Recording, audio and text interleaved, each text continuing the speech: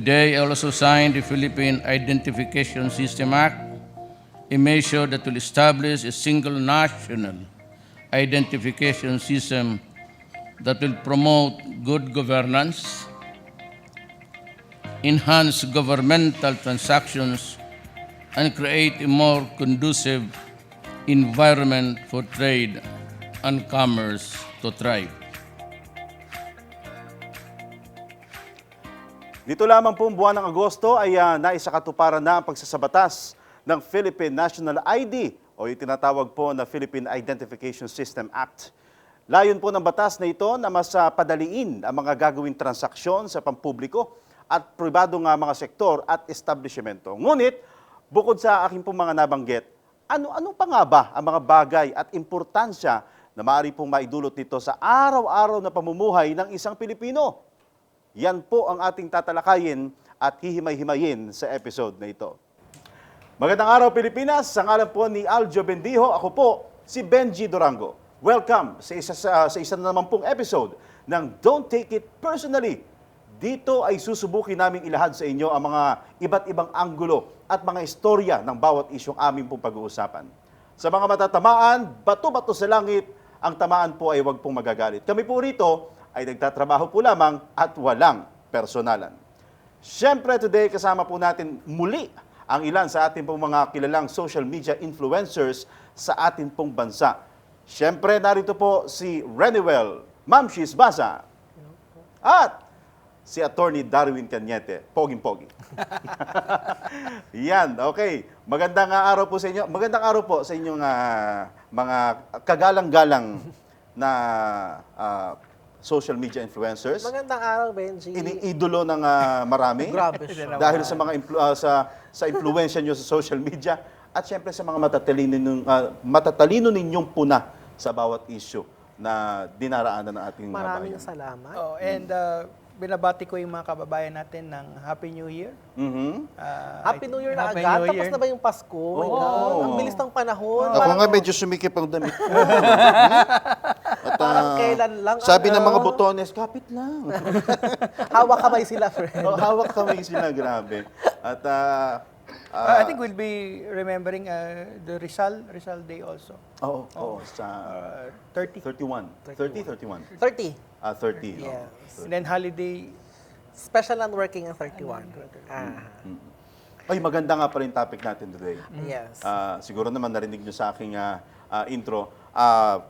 Philippine National ID o yung Yes. Philippine Identification System Act. Yes. Sa pagkakaalala ko sa aking paglilingkod bilang isang mamamahayag, nung ako'y nasa TV pa, matagal lang nire-request ito eh. Matagal lang gustong magkaroon ng Philippine National ID. Kasi imaginein mo, Oo. meron kang SSS, Pag-ibig, PhilHealth, Sinabi mo pa. NBI, Police, Postal, Oo. Passport, TIN. How many? Ilan yung isusuksok mo sa wallet Ako mo? nga yung wallet ko, ang kapal-kapal. Puro ID wala ang namang laman. lamang pera. Puro ID ang laman. Diba? Malaking Next time. malaking tulong itong Philippine ID. Okay, umpisahan po natin. Ano nga ba ang itong Philippine Identification System Act? Well, it basically is one ID or one identification. I think it's a number that would identify a person. And yung number na yon is gagamitin mo everywhere. Like if you go to PhilHealth, you go to Pag-ibig, you go to SS, BIR, you get an NBI, you need an NBI clearance for transactions like that, which is government transactions. Kasi syempre, di ba, hinihingi yan ngayon. And then, if you also, like banks, if you apply for a loan, if you open a bank account, you would also need that ID, yung ID na. So parang unified na siya as in for everything that you need, private and government na mga information siguro. Basically, you're in a database. In that database, may number ka. And in that number, it contains about 13 pieces of information about you. First name, middle name, last name, age, Gender. sex, gender, what do you call this? I think may biometrics eh. Oh, may biometrics. Like a frontal Facial. picture yata, front picture. Facial picture, and then yun. Ayun yung basic. Yun But of yung course, basic. the underlying details, Marami syempre. pa mga informations. Yes, marami Yes. pang information. But basically, Depende sa sa kung saan meron. Like, for example, if you have a PhilHealth records, then yung records mo about PhilHealth would also be under that. Under that particular number. parang mag-associate ang mga different database over one person. Makakonsolidate kayo in one ID. And using that one ID, alam na kung you are that person in the ID. So, that will, portable yung information mo.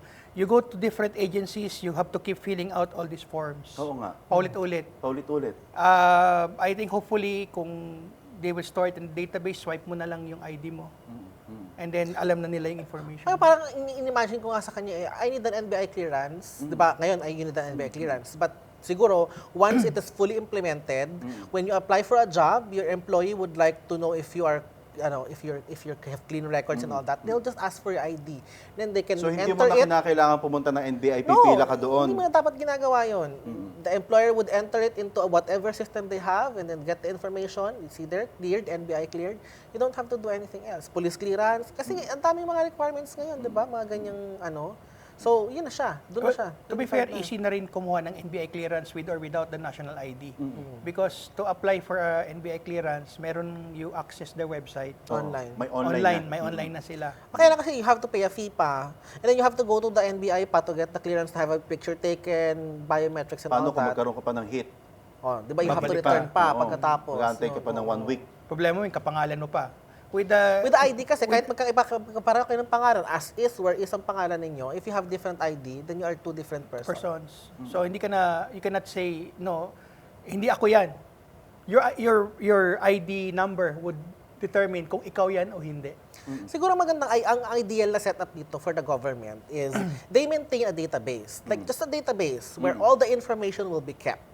And that should be of course encrypted para hindi ma-access kanya yung nangyari sa COMELEC before, Yes. 'di ba? Then siguro have PSA, Philippine Statistics Authority keep the database, like all of the information there. And then provide access to these different line agencies like PhilHealth, SSS, Pag-ibig, BIR, and all that to certain information that are only relevant to whatever services they offer or whatever. Kung ano lang yung kailangan nila, yun lang ma-access diba? nila. Yung maganda yun eh. Central database, although may siguro maglagay ka ng backup in case na mag-fail yung central database and all that. But just one database where everything will be stored. Pero yung database lang siya, walang kahit na ano.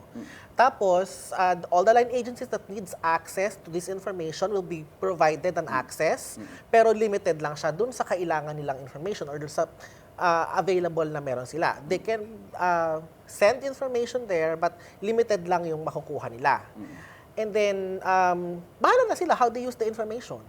Pero ang importante is the database is secured and the transfer from the database to the line agency or whatever institution that would need access to that information is secured and encrypted as well. Para maiwasan. Kasi ang pinaka-major concern ng mga against dito sa Philippine ID is the privacy of Yun nga. their information. Yun ang Kasi- susunod kong tatanong sana. Yes. Na ito raw ay may potential implication on individual privacy. To a certain point, yes. Kasi, well, right now, karamihan sa mga nasa Facebook, ang buhay ay open book naman na talaga. Di ba? Kasi you have there your name, your number, your Cellphone relationship number, status. Siyempre. Kung nasaan ka Kung ngayon, nasaan anong ka ginagawa at this mo point ngayon. in time, di ba? Diba nga pala post pa tayo at the moment. Oo, yeah, Yung mga 8 ganong PM. eksena, di ba? So, yun ang pinakatakot nila. Siguro, the privacy information that they are talking about is more of their financial data. Kasi you would be including the banks. Magagamit ba ng banko rin ito? No? Sa Yeah, I bangko? think yes. Because banks kasi, like for example, if they would approve a loan, they would have okay. to check if the person is credit-worthy. So you can also incorporate that inside the national ID. You have just this ID, and this is the history of the loans of the person, and the payment history, so nandun din siya. And that information should be available only to banking facilities. Di ba?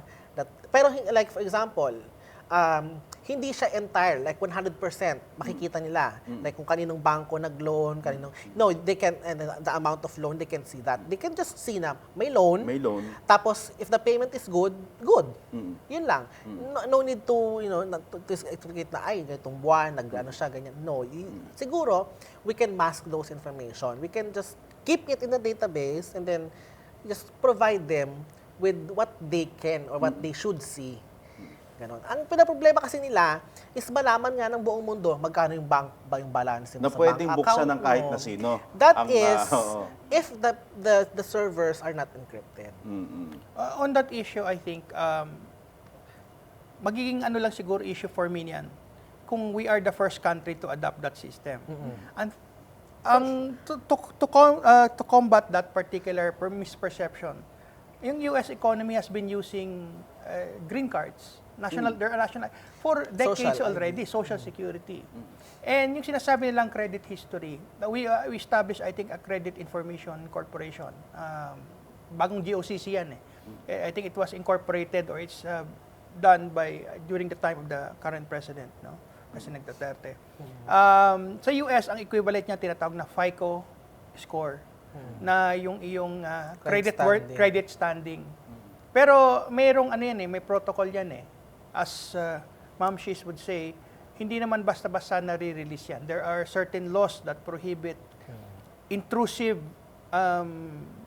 inquiry into your financial status. Yes. And then, in the US, if they run a credit report on you, they'll only see the score. Now, if they do it parang again, credit rating, credit rating lang siya. If they do it again, it would hurt your credit score. They cannot do it more than once. Parang bababa ng bababa. At saka yung ano niyan, that kind of information, yung financial information na yan, may mas safeguards tayo. We have pre-existing laws. Bank secrecy law, for example. And then, siguro, meron tinatang Data Privacy Act. Yes. So, this current law on national ID must be harmonized with existing laws. Hindi lang yung by itself will be the only one law that we'll be looking up in terms of financial privacy. May Data Privacy Act, meron tayong Bank Secrecy Act, etc. Depende sa situation. So, hindi lang national ID. Dugtungan ko lang yung issue ng privacy. Pwede kasi maging issue, halimbawa fully implement na itong batas na ito. Pwedeng gawin nilang issue is, kaninong technology ang gagamitin? Well, papasok na naman, kung galing China ang technology, ipagkakatiwala ba natin ang information natin sa kanilang mga bansa? Like for example, USD naman. I guess siguro mas ang pinakamaganda ka nga dyan, as I said earlier, magandang gawin nila dyan is the Philippine Statistics Authority maintain a database with all of the information. A database actually is just, a database. Kumbaga storage lang siya. And then, the information in the database can be pulled out or can be requested by different line agencies. Ngayon, sa kanila, ang darating lang is like just the information. It doesn't have any design or how the name is arranged. It doesn't have any of that. It just contains, kasi sa mga techie, you can actually do it in a JSON format. When the JSON format, it says ID, comma, first name, comma, last name, comma. Ganun lang siya. Ganun lang yung format Ganun niya. Ganun lang siya kasimple. And then, when the line agency receive that, bahala na sila kung saan nila ilalagay yung ID, saan nila ilalagay yung ganito. Basta ang importante lang, yun lang ibibigay sa kanila ng database. Those are implementation naman Ang at the level of legislation, ang gagawin lang nila, ito yung standards. Yung security na ganun, sa bidding na yun. Yung ating government will set the standards kung how to secure the database, how it will be implemented, etc. The protocols, blockchain technology, kung ano man yung mga bago ngayong type of encryption technology. I'm sure that those will be threshed out by the proper technical working committees. Encryption, and then, of course, firewall, all of those technical stuff, doon na yun sa But ang basang importante is that one main government agency is maintaining the database. Yung Data Privacy Act is very, very heavy in terms of penalties. So, I'm sure na with respect to the maintenance and security of the database, meron pa tayong mga cyber security laws that are existing. Yung Access Devices Act, for example, 8484 yata yun. No. But anyway, those kinds of laws will make it very, very harsh kung sino man ang mag-hack ng ating mga databases. So wala palang dapat itakot ang mga NPA kasi sila itong mga nagrereklamo na posible raw magamit against them itong national ID With or system without nito. Mas madali siya kasi ma-identify. Yun nga. Alam mo kasi, the good thing about the national ID and the reason why I said na mas maganda kung PSA mag-handle nito is na because it will, number one, help the PSA in determining statistics. Ngayon, ang inuuna nilang i-register sa national ID and the 4Ps. Because for once you have it implemented, you can easily target. Kasi nga makikita mo doon, magkano inigita itong family na to. So you can easily target, ito yung mga IDs na hindi gano'n ang makalaki ang kinikita sa isang taon. So you can easily, ito ilagay natin sa 4Ps. Ganyan. And then, another is that, with the national ID system, once it's fully implemented and mandatory, would actually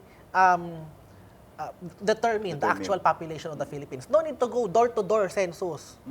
Talaga. Diba? Kasi yung mismong tao na pupunta ng what you PSA. can do is put the national ID, have hospitals access the national ID, but in order for them to encode if there's a birth and encode if there's a death. So real time reporting sa national system. So anywhere you go, you already know if there's someone alive or if there's someone who's dead. You no longer need to death certificate process from the hospitals, bring to the city hall, then bring to NSO and all that. It's a long process. Kapag na-implement yon, when upon death, the hospital would encode the death of the person automatically. It's inside the database. When COMELEC pulls the database, it's no longer there because the person is dead. Ganun siya kadali. Diba? Napaka-beneficial niya not only to to the government agencies but also to us Filipinos as well. If we need those information, we don't need to go to one place and then transfer to another, diba? To do all the things. Maliban na lang siguro for passport. Passport really is required. And then the rest national ID na. Yung worry siguro nila, yung ginagawa sa China ngayon, yung tinatawag na social credit score, na ikaw, pag mataas yung social credit score mo, you have access to premium services, government and private services. Kung mababa ang iyong social credit score, you are denied access to certain transportation like railways, or you cannot book a flight, etc. It's being implemented in China now, social credit. Sa atin, it's different Apples and oranges ang government of China and government of the Philippines. They are socialist Countries and mas malakas ang central control. Dito sa atin, we are more on democratic and free enterprise. Ngayon, with respect to prejudice to, let's say, underground groups na matatamaan ng database na ito, that's the consequence of being opposing the proper law. Yung criminal ka, talaga namang kakatakot mo anything that will control criminality. No, kasi nga, for example, you did a crime somewhere in the Philippines, like say for example in Mindanao, then you move to Luzon. Luzon would know that you did the crime back in Mindanao.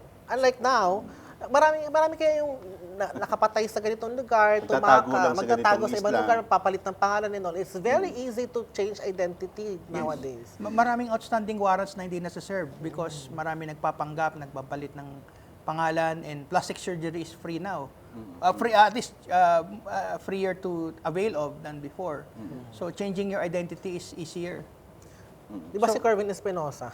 Oh yeah, he had plastic surgery abroad, yes, di ba?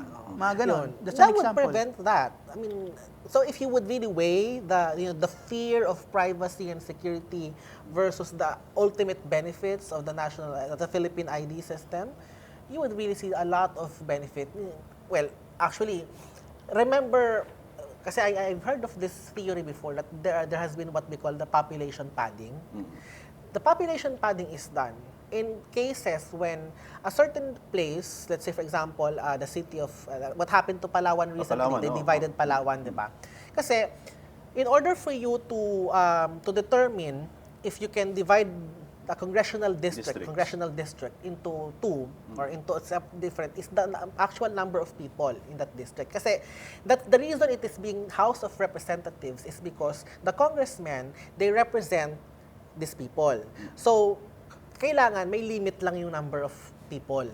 So kapag mas marami na doon, masyadong madami yung tao, Pwede nang hatiin. they can divide it into two. So there's two representatives. And parang ang issue is there is a population padding in order to divide the district into two separate congressional districts. Yun lang. One district lang siya, ihahatiin sa dalawa, for the purpose of pork barrel. Nangyayari pala yun. That is like a theory, that is something that is, well, I'm not sure if it's really happening, but something that we can look at and something that national ID can actually prove. When you have the national ID and everyone is entered in the database, you can actually determine, oh, this congressional district only has this number of people.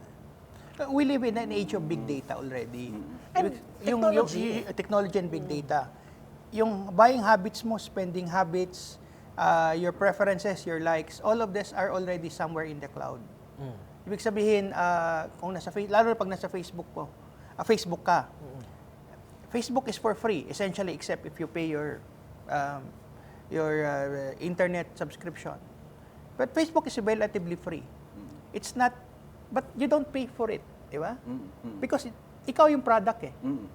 Yes. Ikaw yung product Ikaw yung product. Your likes, yung saan papasok yung views and eyeballs mo. Those are kumikita ang Facebook diyan. Dahil sa'yo. It's Dahil marketing. sa'yo. It's Google Ads, for example. Targeted So, yung marketing. privacy mo, in a way, is already compromised. You give it up to avail of a free service. Yes. In the same way, ganun ang compromise ng national ID system. You're giving up a measure of total privacy. Di ba? Yung kung gusto mo magkulong sa kwarto and not come out for the next 10 centuries, that's your privacy. But if you want to interact with people, people will get to know some parts of you. Pangalan mo, yung likes mo, Ilang taong anong ka na. ugali mo. In the same way naman, you've been doing that eh. You've been filling out forms for the last how many years? Oh, Yes. kung ano-anong form na yung mga Diba? pinirmahan mo. Yes. So, the data that you are sharing is to benefit the government. It's not something new. Naibigay mo na yan somewhere, somehow, may footprint ka. What we're just trying to do is Collate all of that into one single ID. into something useful for the government. Because, you know, the government each year may budget yan. May targets tayo, meron tayong issues or programs na gustong gawin. The problem is, we have to do that using data. So, anong ginagawa natin? We have the census. Census, surveys, Survey, mga ganon. all that. When you have the national ID, those things are done much easier and much more precise. Yes. When we have the actual statistics, Yes. like per person, like say for example, this person total earned this year is like this. Only the government can see that. Diba? Kasi right now, we've been reporting naman sa BIR, Oo diba? naman. Sa Oo, sa 2316, so it's been reported. Walang pinagbago, diba? The government will Right. still know. But then, sa right now, they would have to refer to BIR. BIR, magkano kinikita ng tao na to? Unlike if it's a national ID, you no longer need to ask BIR. They already know about That it. especially helps lalo na sinasabi natin anti-corruption campaign. We don't need to do the lifestyle Check. Well, we still do the lifestyle check. Pero yung Right then, makikita mo agad eh. makikita mo na agad Meron ka ng initial information. Initial tungkol sa tao. information. Tsaka may eh. pattern. You can see the pattern eh. Oo nga. The spending, kung palaging lumalabas abroad yan, Yes. on Let's say, makikita mo, parang lagi na lang wala sa Pilipinas. Hong Kong, Japan, ganyan. Tapos, syempre, dahil nga connected dun sa ibang mga information, you can easily gather data about the person. right. Walang kawala eh. And what's bad about that? There's public interest in the behavior and spending patterns of public officials. Especially public officials. Especially Yeah. public officials. Alam ng mga mababatas yan, ano? I mean, they should know about it. Kasi ang susunod kong tanong, buti na ipasa nila yan. They should know about it. Oo. Or, tawag dito, kasi alam mo, not to be against anyone or anything in the government. The problem is, we have laws, but the laws are not properly implemented. Yun ang problema. We have very good laws, actually. Pero hindi ibig sabihin na the government can just using the identity of in your ID would just intrude on your private life. No. Mayroon namang safeguards na ang law enforcement does not have immediate access to your data.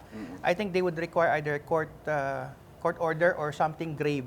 For example, like in the case of national security or terrorism, when those data is important to be acquired, they can at that point pwede na pumasok ang government, but any other reason bawal. There are safeguards. Tingnan lang natin yung implementing rules. Yun nga, sabi ko nga kanina, di ba, the government has the database, but the ones that are accessing the database has limits kung ano lang yung pwede nilang makita. So, kunyari, PhilHealth ako, ang pwede ko na makita is anything related to PhilHealth. Like the availments, di ba, of the benefits na meron. But something like magkano yung retirement niya sa SSS or sa GSIS, I can see that because I am PhilHealth only. So, ganun siya. America and Europe has national IDs for decades already, and they are not less free than us, or they're not more free than us. So, paano natin masasabi na threat to democracy ang national ID system? In fact, pumasa naman na siya. Pumasa siya. And I just hope that the implementation would be maging maayos. maging maayos yung Ito nga, implementation. ang mga pilot areas pala, NCR, Calabarzon, at saka Cordillera Administrative Region CAR, ngayong buwan ng December. Now, ano ba yung mga expectations ninyo dito sa implementation nito? I expect that it would be mandatory in the future. Kasi anong purpose mo nag-national Kung hindi ID ka kung mandatory. hindi naman mandatory? Oo. Parang option mo lang, gusto ko magkaroon ng isang ID ganito. So ano, idadagdag mo sa 8 sa siyang mong ID? Di ba? Nagkaroon na nga ng unified ID dati by SSS, Pag-ibig, PhilHealth, nagkaroon. Ngayon, nag-i-issue na naman ang sarili nilang ID ang PhilHealth, nag-i-issue din naman ang sariling ID ang SSS. So parang, Napakaraming what's the ID. point? So, karoon din sa Philippine ID system. If we are going to implement the law, then make it mandatory. Because it would be futile to have that kung hindi naman mandatory sa mga Pilipino. I think yung acceptance level in those areas are much better than the other areas. No? Mas madaling masanay if Metro Manila or the Luzon area is implementing it, ma-work out kagad nila saan may problema, saan hindi. So this is a good pilot testing areas. The population is so dense. So any data provided by national ID will really help, lalo sa targeting ng programs. Sa Mindanao areas, doon ako may because as you know, need birth certificate, yung iba doon wala eh. Yun ang nga mahirap. Lalo na yung mga IP. Mga IP, so Mga hindi sila IPs, hindi nga nila alam kung kailan ang birthday nila. Yes. Very So doon, the implementation might be a bit difficult kasi in the first place, marami doon don't even have birth certificates. Wala nga silang ID. Walang I IDs. remember meron akong isang nakasama na IP, taga Mindanao, tawag Babadyaw. Hindi, kasi sa Sabi kanila, niya, pumasok siya sa isang establishment, hinanapan siya ng ID ng Yes. security guard. Asa ng ID mo? Ang sagot niya, kailangan pa ba ng ID? Nandito na nga ako. Yun ang sagot nila. I mean, yung kanila acceptance sa mga ganitong klaseng sistema, hindi pa ganun kaganda. We can siguro, for now, educate them. Kung ayaw pa nila, okay lang natin pilitin, di ba? I mean, kasi nga, ang purpose natin ng national ID is to, ang tawag dito, seamless government services and private services as well. Para, yung, alam mo, pinaka mag-benefit dyan, to the working class. Oo nga. Speaking Kasi- of IPs, no? Sige, go ahead. Yung IPs kasi, sila ang isa sa mga may problema in terms of economic advantages.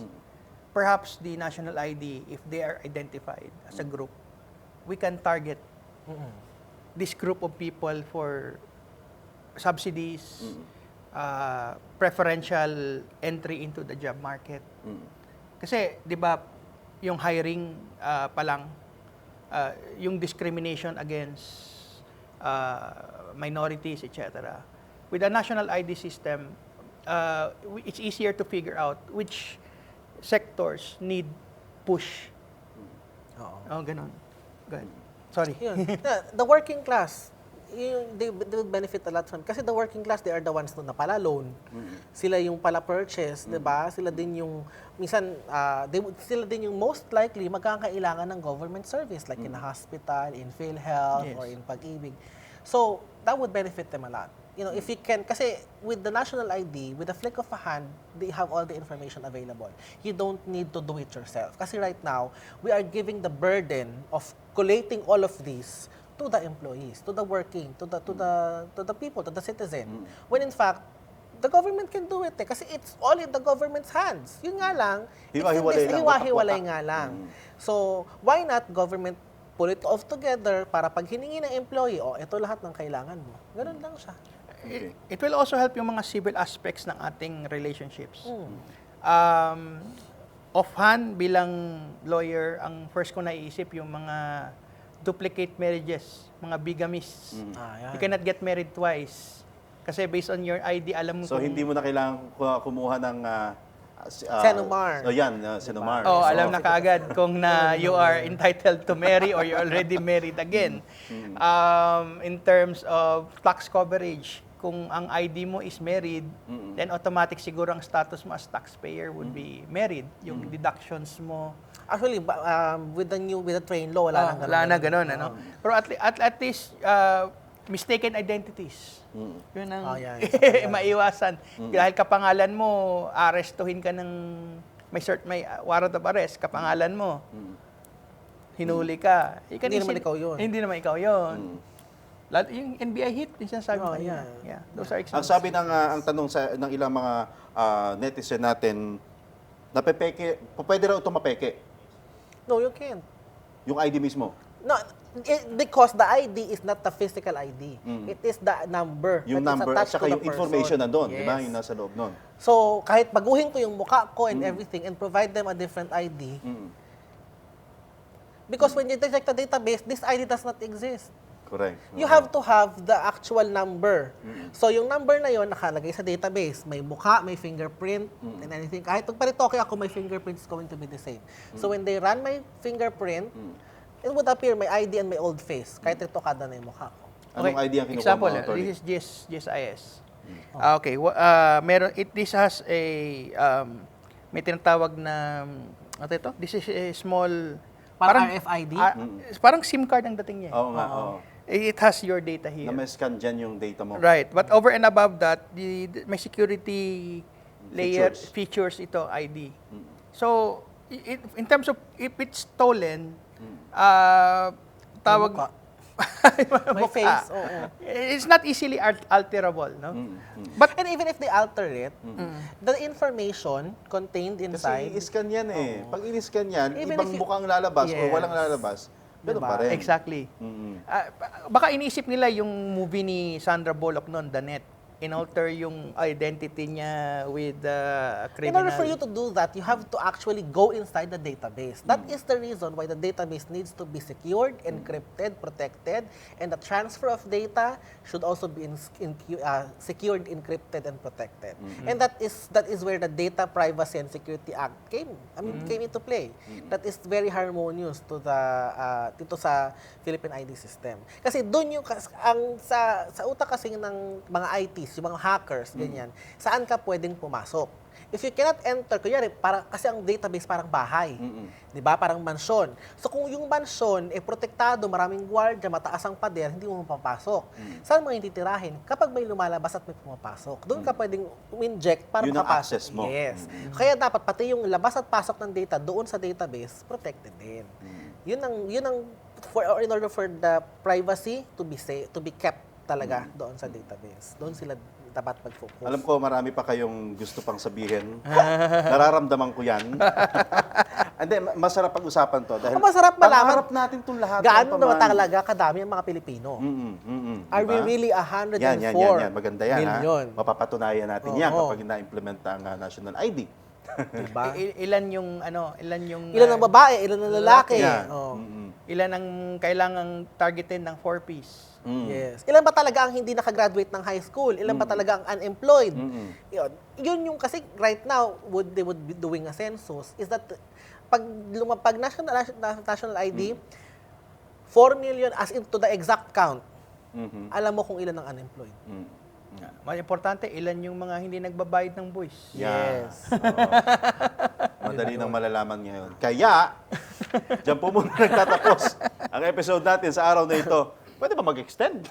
Hindi raw pwede. tumesend na sa amin. Sana po ay may napulot kayo sa aming mga naging diskusyon ngayong araw nito. And for more updates, i-follow nyo lamang po kami sa aming po mga social media accounts. Ako naman po ay mapapakinggan po ninyo araw-araw, Monday to Friday, sa inyo po mga radyo, 5:30 to 9 a.m., DWWW 774. Okay? So bago po tayo mag-iwahiwalay ngayong araw na ito, baka meron pa pong pwedeng sabihin pa ang ating po mga matatalinong social media influencer. Attorney, Ma'am Shi, anong last tip? Happy New Year sa inyong lahat. Yun lang. 2019, more exciting things, better things to come. Yes. Excited din ako. Excited. At True. sana umani na tayo ng pare-pareho ng magandang kinabukasan, ika nga. Magkita-kita po tayo muli sa susunod po nating episode. At tandaan, ito ay isang malawak at malayang diskusyon po lamang, kaya everybody, don't take it personally. Marami po salamat.